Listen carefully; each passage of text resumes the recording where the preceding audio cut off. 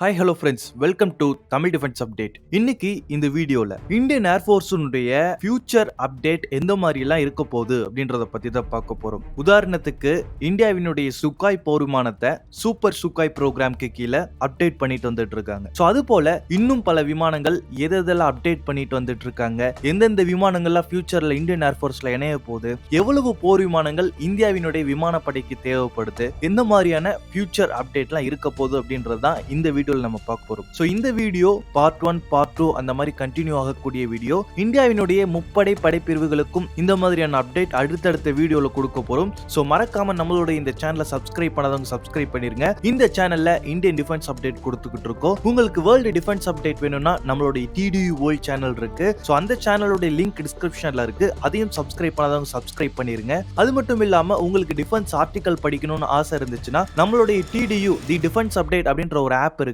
அந்த ஆப்பினுடைய லிங்க் டிஸ்கிரிப்ஷன்ல இருக்கு. அதுல ரெகுலரான டிஃபென்ஸ் அப்டேட் ஆர்டிகல்ஸ் வந்துட்டு இருக்கும். சோ அதையும் நீங்க இன்ஸ்டால் பண்ணி லேட்டஸ்ட் டிஃபென்ஸ் ஆர்டிகல் படிக்கலாம். இப்போ வாங்க இந்தியன் ஏர்ஃபோர்ஸினுடைய ஃபியூச்சர் அப்டேட் எப்படி இருக்கும் அப்படின்றத பத்தி பார்க்கலாம்.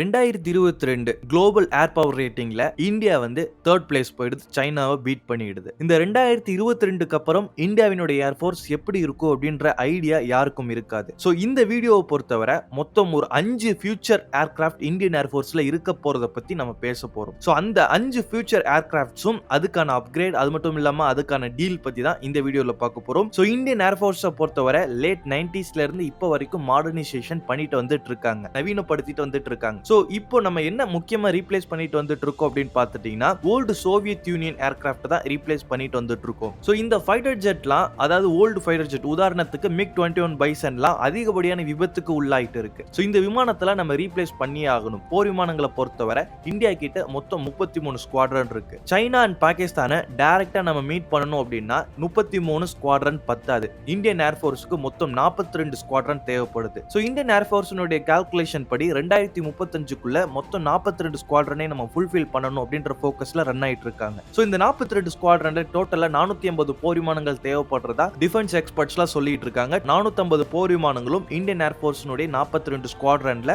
India and China, India and Pakistan பார்டர்ல ஸ்குவாட்ரனா பணியமர்த்தப்படும் அப்படின்னு சொல்லப்படுது. சோ இப்போ இந்த ஃபியூச்சர்ல வர இருக்க 5 போர் விமானங்கள்லாம் என்னென்ன அப்படின்றத பத்தி பார்க்கலாம்.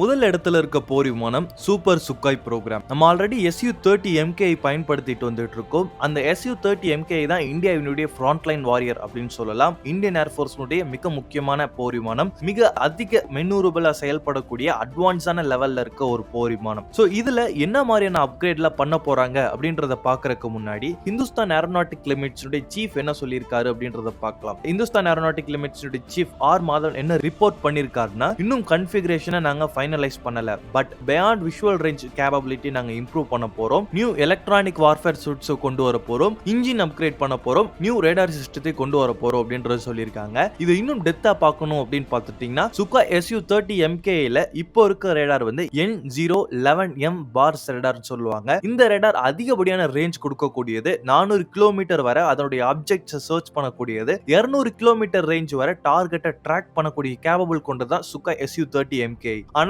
ஆல்ரெடி இருக்க இந்த போர் விமானம் ரேஞ்ச் அதிகமா இருந்தாலுமே இதுல ஒரு முக்கியமான பிரச்சனை இருக்கு.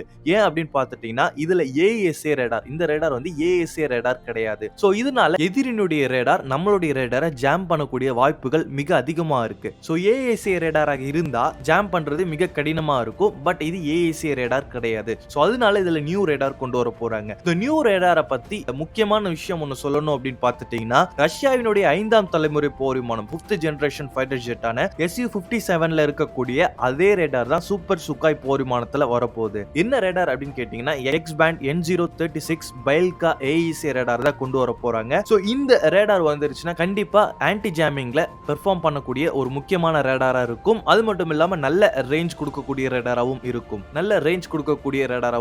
இது வந்து ரஷ்யா சைட்ல இருந்து இந்தியாவுக்கு வரக்கூடியது. சோ டோட்டலா இது அப்கிரேட் பண்ண போறது இந்தியாவினுடைய இந்துஸ்தான் ஏரோநாட்டிக் லிமிட்ஸும் ரஷ்யன் கவர்மெண்ட்டும் தான் அப்கிரேட் பண்ண போறாங்க. இதுல ரஷ்யா ரஷ்யா வந்து அவங்களுடைய பங்கா இந்த ரேடார் சிஸ்டத்தை கொடுக்குறாங்க. இந்தியாவோட பங்கு என்ன அப்படின்னு நீங்க கேட்டீங்கன்னா, இண்டிஜினியஸ் EW கேப்பபிலிட்டிஸை இம்ப்ரூவ் பண்ண போறாங்க, எலக்ட்ரானிக் வார்ஃபேர் சூட்ஸ். அதுல DARE இம்ப்ரூவ் பண்ண போறாங்க. இந்த DARE சிஸ்டம் அப்படின்றது ஹை பேண்ட் ஜாமர் பாட்ஸ் சொல்லுவாங்க. இந்த பாட்ஸ் வந்து எப்படி செயல்படும்னா, எதிரினுடைய மிசைல்ல நம்மளுடைய போர் விமானம் லாக் ஆகக்கூடிய வாய்ப்புகளை குறிக்கக்கூடியதான் DARE ஹை பேண்ட் ஜாமர் பாட். அது கூடவே ருத்தி ரேடார் வார்னிங் சிஸ்டம் வரப்போது. எதிரி போர் விமானத்தோடைய ரேடார்னுடைய கண்ட்ரோல்ல நம்ம போகும்போது அந்த எதிரினுடைய ரேடியோ எமிஷனை இது டிடெக்ட் பண்ணி பைலட்ஸ்க்கு வார்னிங் கொடுக்கக்கூடியது. இது கூடவே dual colour missile approach warning சிஸ்டமும் நம்மளுடைய இந்த Su-30 MK போர் விமானத்துல அப்டேட் பண்ண போறாங்க. சோ அது வந்து மிசைல் டிடெக்ஷனை இன்னும் என்ஹான்ஸ் பண்ணக்கூடியதா இருக்க போகுது. சோ இதெல்லாம் வந்து இண்டிஜினியஸா தயாரிச்சு Su-30 MK போர் விமானத்துல அப்கிரேட் பண்ண போறாங்க. சோ டோட்டலா இதான் சூப்பர் சுக்காய் போர் விமானத்தினுடைய ப்ரோக்ராம். இந்த போர் விமானத்தை முக்கியமா IAF அண்ட் ரஷ்யன் கவர்மெண்ட் சேர்ந்து தயாரிக்க போறாங்க. சோ இது வந்து முதல் இடத்துல இருக்கு. ரெண்டாவது இடத்துல இருக்கிறது MRFA டீல், அதாவது ஓல்டு MMRCA டீல் அப்படின்னு சொல்லுவாங்க. MMRCA 2.0 அப்படின்னு சொல்லுவாங்க. அது வந்து இப்ப லேட்டஸ்ட் MRFA அப்படின்னு சொல்லுவாங்க, multi role fighter aircraft. So இந்த MRFAல டோட்டலா இந்தியன் ஏர்ஃபோர்ஸ்க்கு 114 போர் விமானங்கள் தேவைப்படுது. இந்த 114 போர் விமானங்களை பத்தி ஆல்ரெடி நம்ம நிறைய வீடியோல போட்டிருக்கோம். சோ இப்ப கிடைச்ச லேட்டஸ்ட் அப்டேட் என்ன அப்படின்னு கேட்டீங்கன்னா, 114 போர் விமானங்களை 2 பேட்சா வாங்கலாம் அப்படின்னு முடிவு பண்ணிருக்காங்க. 54 போர் விமானங்களை முதல் பேட்சா வாங்கலாம் அப்படின்றது ஐடியா பண்ணிருக்காங்க. சோ இந்தியன் ஏர்ஃபோர்ஸை பொறுத்தவரை ரஃபேல் போர் விமானம் வாங்கினதுல ரொம்ப ஹாப்பியா இருக்காங்க. ஏன்னா அதோட பெர்ஃபார்மன்ஸ் பயங்கரமா இருக்கு ஆம்னி ரோல் ஏர்கிராஃப்ட் கேட்டகரியில. சோ அதனால ரஃபேல் போர் விமானம் வாங்குவதற்கான வாய்ப்புகளும் மிக அதிகமா இருக்கு. சோ போயிங் நிறுவனமும் அவங்களுடைய F-18 போர் விமானத்துடைய சூப்பர் ஹார்னட் பிளாக் 3 கொடுக்கறதுக்கு தயாரா இருக்காங்க. F-15EX பொறுத்தவரை இந்தியன் ஏர்ஃபோர்ஸுக்கு தேவையான டெக்னிக்கல் ரெக்யர்மெண்ட்ஸை சேஞ்ச் பண்ணி தரதுக்கும் தயாரா இருக்காங்க. ரஃபேல் வந்து இந்தியால ப்ரொடக்ஷன் பண்ணணும் தயாரா இருக்காங்க. ஆனா இப்ப கிடைச்ச ஒரு லேட்டஸ்ட் அப்டேட் படி பார்த்துட்டீங்கன்னா, ப்ரொடக்ஷன் லைனை ஸ்டார்ட் பண்ணணும்னா இந்தியா வந்து மினிமம் 100 போர் விமானங்களை ஆர்டர் பண்ணாதான் நாங்க ப்ரொடக்ஷன் லைன் ஸ்டார்ட் பண்ணுவோம். நீங்க வந்து வெறும் 54 ஏர்கிராஃப்ட் தான் ஆர்டர் பண்ண தயாரா இருக்கீங்க அப்படின்ற இன்ஃபர்மேஷனை கொடுத்திருக்காங்க. சோ இதெல்லாமே வந்து லேட்டஸ்டா வந்து அப்டேட். லாக்ஹீட் மார்டினை பொறுத்தவரை அவங்களுடைய F-21 போர் விமானம், அதாவது F-16 வந்து அப்டேட் செய்யப்பட்ட F-21 இந்தியாவுக்கு தரதுக்கு தயாரா இருக்காங்க. இன்னும் பல நாடுகள் அவங்களுடைய போர் விமானங்களை தர தயாரா இருக்காங்க. உதாரணத்துக்கு ரஷ்யா MiG-35, Su-35, அது மட்டும் இல்லாம யூரோ ஃபைட்டர் டைஃபூன் அப்புறம் கிரிப்பன்லாம் இந்தியன் ஏர்ஃபோர்ஸுக்கு தரதுக்கு தயாரா இருக்காங்க. பட் பேசிக்கா லாக்ஹீட், ரஃபேல் அண்ட்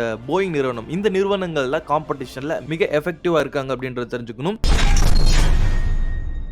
மூணாவது இடத்துல இருக்கிறது இண்டிஜினியஸ் ஏர்கிராஃப்ட். தேஜஸ் போர் விமானத்தினுடைய 3 ரகங்கள் அப்படின்னு சொல்லலாம். Tejas mark 1, Tejas mark 1A and Tejas mark 2. இந்த 3 போர் விமானங்கள் டோட்டல் ஆர்டர் எந்த அளவுக்கு இருக்க போகுது அப்படின்னு பார்த்துட்டீங்கன்னா, 324 போர் விமானங்கள் இந்த 3 போர் விமானங்கள் சேர்ந்து இந்தியன் ஏர்ஃபோர்ஸ்க்கு தேவைப்படுறதா சொல்றாங்க. இப்போ வரைக்குமே 40 தேஜஸ் மார்க் 1 ஆர்டர் பண்ணிருக்கோம், 73 தேஜஸ் மார்க் 1A ஆர்டர் பண்ணிருக்கோம். சோ 2028க்குள்ள டோட்டலா 123 தேஜஸ் மார்க் 1 அண்ட் மார்க் 1A போர் விமானங்கள் இந்தியன் ஏர்ஃபோர்ஸ்ல பணியமர்த்தப்படும் அப்படின்னு சொல்லப்படுது. தேஜஸ் மார்க் 2 பொறுத்தவரை அட்வான்ஸான லெவலான போர் விமானம் அப்படின்னு சொல்லலாம். 2026ல இருந்து சர்வீஸ்ல இணைய வாய்ப்பு இருக்கு அப்படின்றது சொல்லியிருக்காங்க. தேஜஸ் மார்க் 2 ப்ரொடக்ஷன் டெவலப்மெண்ட் எப்போ ஸ்டார்ட் ஆயிடுச்சு, அதுவும் நம்ம தெரிஞ்சுக்க வேண்டிய ஒண்ணு. சோ இந்த தேஜஸ் உடைய 3 வேரியன்ட்டுமே இனி ஃபியூச்சர்ல வர இருக்கக்கூடிய முக்கியமான போர் விமானத்துல 3வது இடத்துல இருக்கு. அதுக்கடுத்து AMCA. இந்த AMCA advanced medium combat aircraft programme. இது இந்தியாவினுடைய 5th generation fighter jet program அப்படின்னு சொல்லலாம். சோ இந்த ப்ரோக்ராம் பத்தி நம்ம ஆல்ரெடி ஒரு வீடியோ போட்டிருக்கோம், லிங்க் ஐகார்ட்ல கொடுத்திருக்க, அதுல போய் பாருங்க. சோ இது வந்து மிகப்பெரிய அப்டேட், இந்தியன் ஏர்ஃபோர்ஸுக்கு தேவையான மிகப்பெரிய அப்கிரேட் அப்படின்னு சொல்லலாம். சோ அதனால அது தனியா ஒரு வீடியோல பார்த்தா தான் உங்களுக்கு புரியும். சோ அந்த லிங்க் ஐகார்ட்ல கொடுத்திருக்க, அதை போய் செக் பண்ணி பாருங்க. 5வது இடத்துல இருக்கிறது twin engine deck based fighter. இந்த ஃபைட்டர் பார்த்துட்டீங்கன்னா 2020ல இந்தியன் கவர்மெண்ட் அப்ரூவல் கொடுத்துட்டாங்க. இருந்தாலுமே இதுக்கான 13,000 கோடி இன்னும் ஒதுக்காம வச்சிருக்காங்க. கூடிய விரைவில் இந்த ப்ரோக்ராமுக்கான 13,000 கோடி ஒதுக்கிட்டாங்கன்னா twin engine deck based fighter programme நமக்கு கிடைச்சிரும். அதாவது ஆம்னி ரோல் ஏர்கிராஃப்ட் நமக்கு டெவலப்மெண்ட் ஸ்டார்ட் பண்ண வாய்ப்புகள் மிக அதிகமா இருக்கு. சோ இதுதான் 5வது இடத்துல இருக்க மிக முக்கியமான போர் விமானம்னு சொல்லலாம். சோ டோட்டலா இந்தியன் ஏர்ஃபோர்ஸ் ஃபியூச்சர் கேபபிள்ல ஃபைட்டர் ஜெட்டினுடைய கேப்பபிலிட்டி இவ்வளவுதான். நம்ம அடுத்து இத செகண்ட் பார்ட்டா ஒரு வீடியோ கொண்டு போலாம். சோ அந்த செகண்ட் பார்ட் வீடியோல இந்தியன் ஏர்ஃபோர்ஸ்க்கு ஃபியூச்சரா வர இருக்கக்கூடிய டிரான்ஸ்போர்ட் ஏர்கிராஃப்ட்லாம் என்னென்ன, அது மட்டும் இல்லாம ஹெலிகாப்டர்ஸ்லாம் என்னென்ன, அது கூடவே இந்தியன் ஏர்ஃபோர்ஸ்க்கு ஃபியூச்சர்ல வர இருக்க க்ரூஸ் மிசைல்ஸ்லாம் என்னென்ன அப்படின்றத இந்த வீடியோவினுடைய அடுத்த பார்ட்ல நம்ம பார்க்கலாம். சோ டோட்டலா இந்த 5 ஃபைட்டர் ஜெட் தான் இப்போதைக்கு ஃபியூச்சர்ல வர இருக்கக்கூடிய முக்கியமான ஃபைட்டர் ஜெட். மறக்காம நம்மளோட சேனலை சப்ஸ்கிரைப் பண்ணிருங்க. நம்மளோட அப்ளிகேஷன் இன்ஸ்டால் பண்ணாதவங்களும் இன்ஸ்டால் பண்ணிருங்க. நெக்ஸ்ட் வீடியோல பார்க்கலாம்.